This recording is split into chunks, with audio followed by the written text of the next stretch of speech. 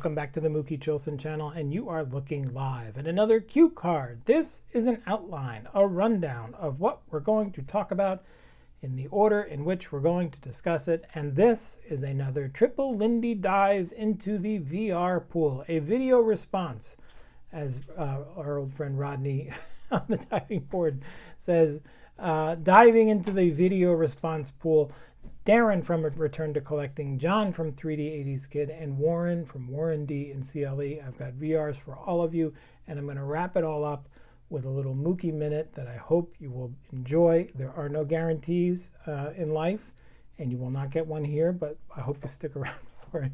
Anyway, let's begin with a VR for Darren from Return to Collecting. Now, what can you say about Darren that has not already been said? He's a great guy. He's a great collector. He's a great guy to chat and talk with. It was wonderful to meet him at the National. It was wonderful to hang out with him and spend some time with him. Darren is crushing it, as evidenced by his 1,000 and almost 100 subscribers, and he's got a killer giveaway. He wants you to talk about what your one gold card is for the year, an attainable card that you hope to get in the next year. And then he wants you to shout out 3 channels that he thinks people should subscribe to. And so the first part is fairly easy.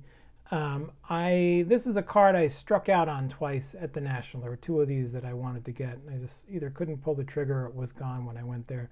So a 53 Jackie in a 3-ish or maybe 4, depending what the prices are. But let's see how that goes. So Jackie, this is another one that I've fallen in love with, so I'm cheating here. This is 2.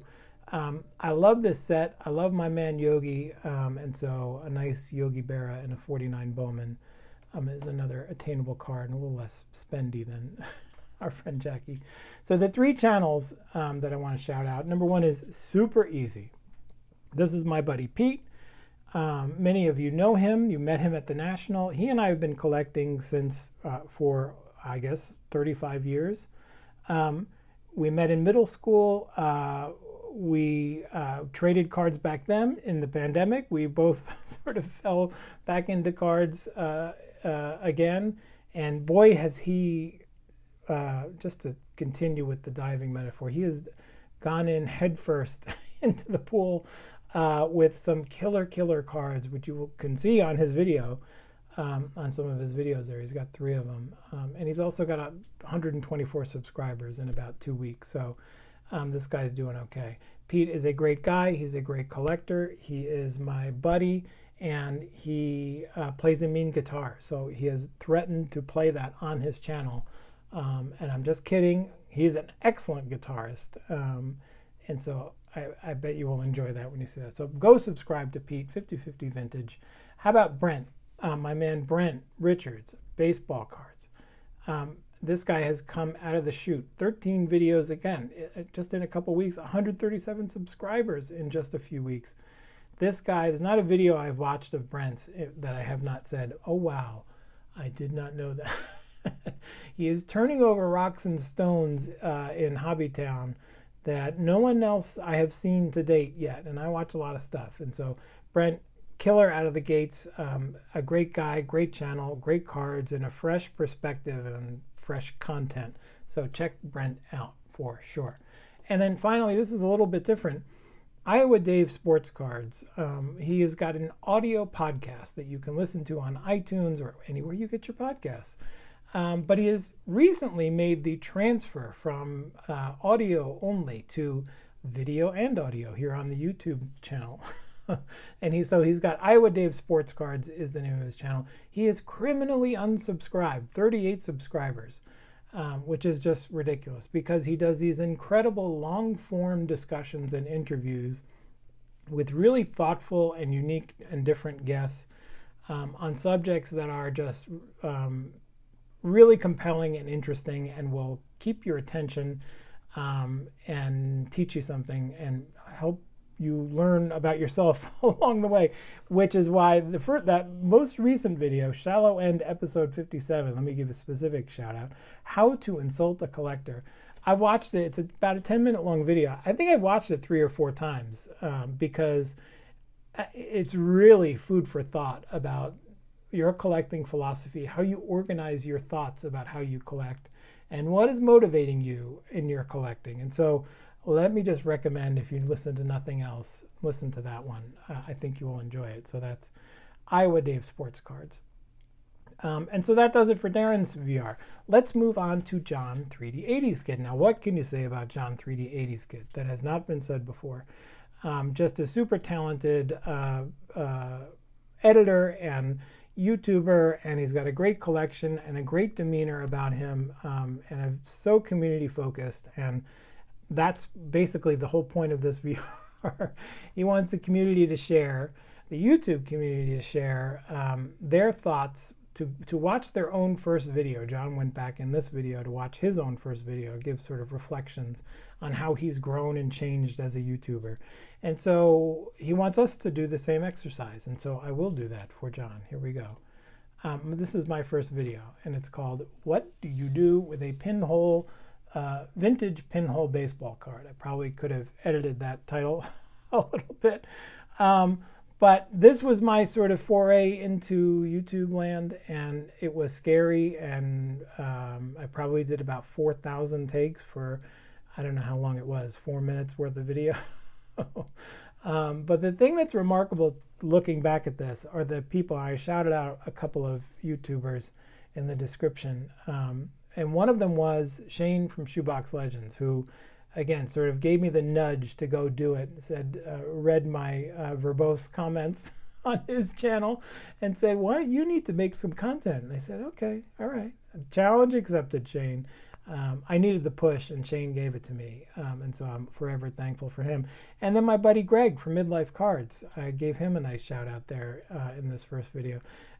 You know, Greg is, of course, he's the sort of Pied Piper of Midlife Nation, but he's also somebody who really cares about what people have to say and what they think as it relates to the information and content that he's putting out into the universe.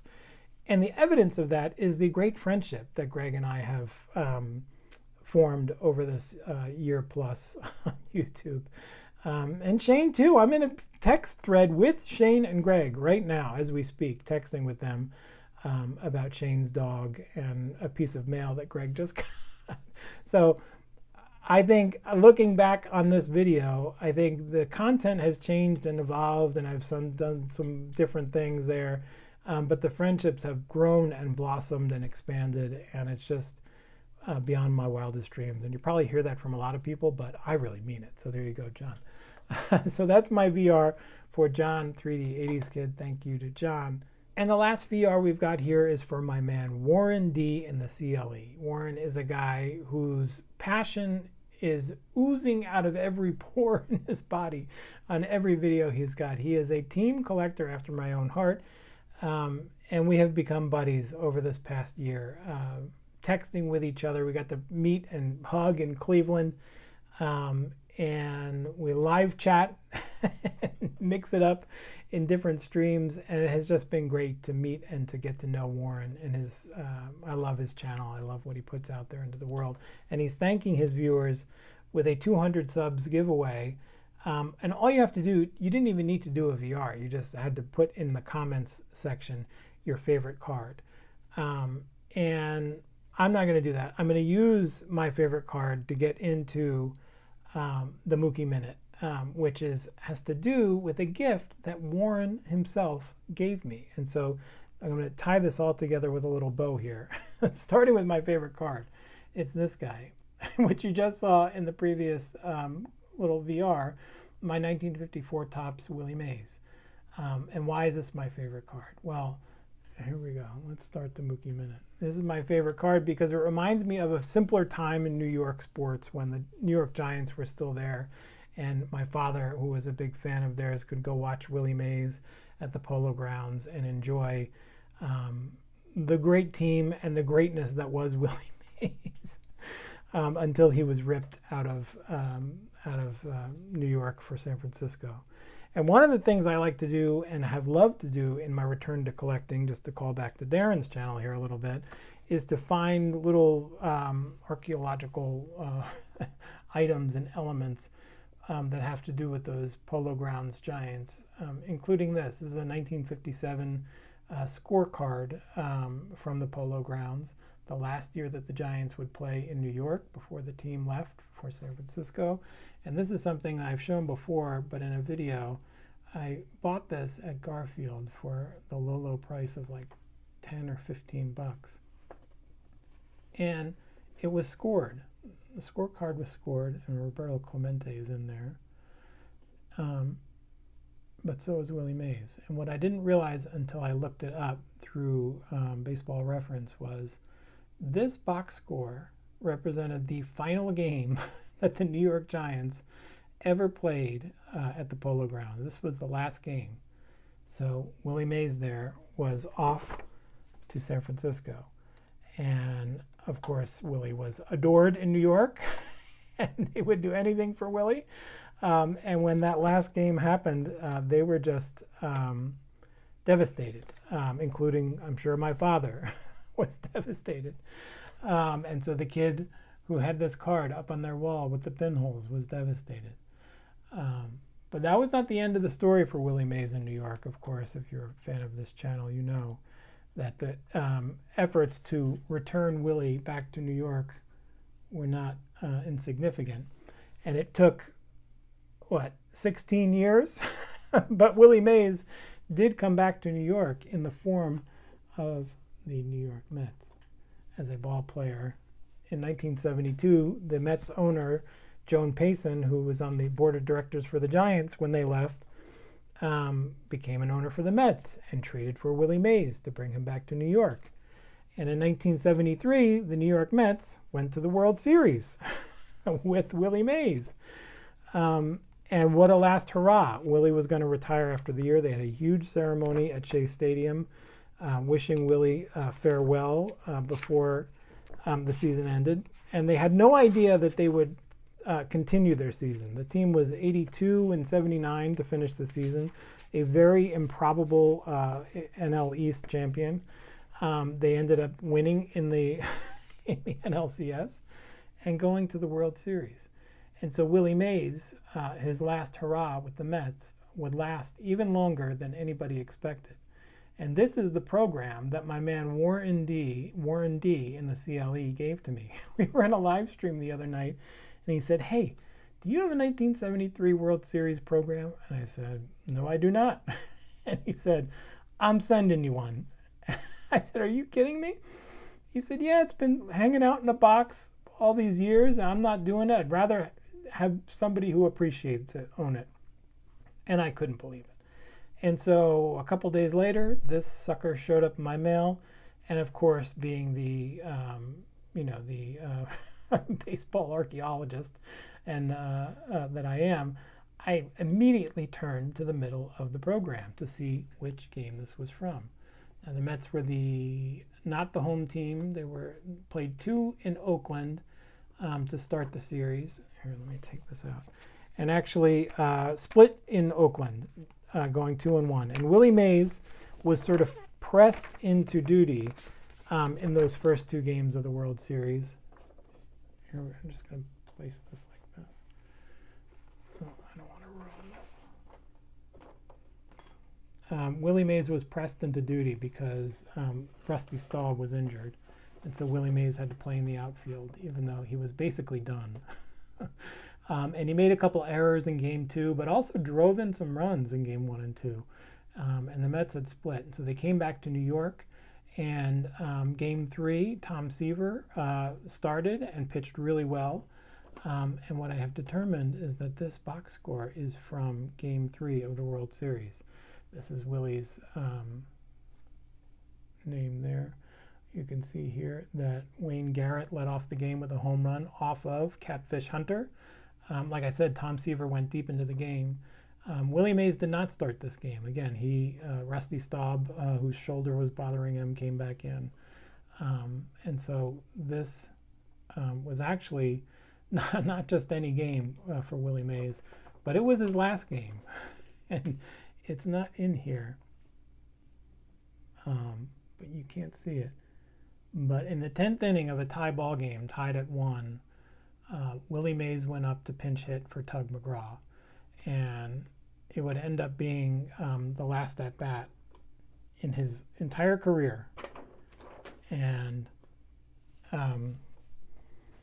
that's the program that Warren D and CLE gave me. So now I have the program from Willie's last at-bat in Major League Baseball and his last at-bat as a New York Giant in New York, thanks to Warren's kind generosity. And one of the things I wanted to do for you here is, it's one thing for me to tell you what happened in that at-bat, because I didn't tell you what happened in that at-bat, but it's another thing for you to listen to it. And so I want to actually cue this up. And let's listen along. Hold on a second. Stick with me here. Let's listen along to how it sounded in 1973 for Willie Mays' last at-bat. The ball game now almost 3 hours old here at Shea Stadium in New York. Very little scoring, and did we see some kind of performance from Tom Seaver tonight, who left after 8 innings, striking out 12 men, giving up 7 hits. Ground ball, right side, base hit. Winning run potentially on at first base, and here comes Willie Mays.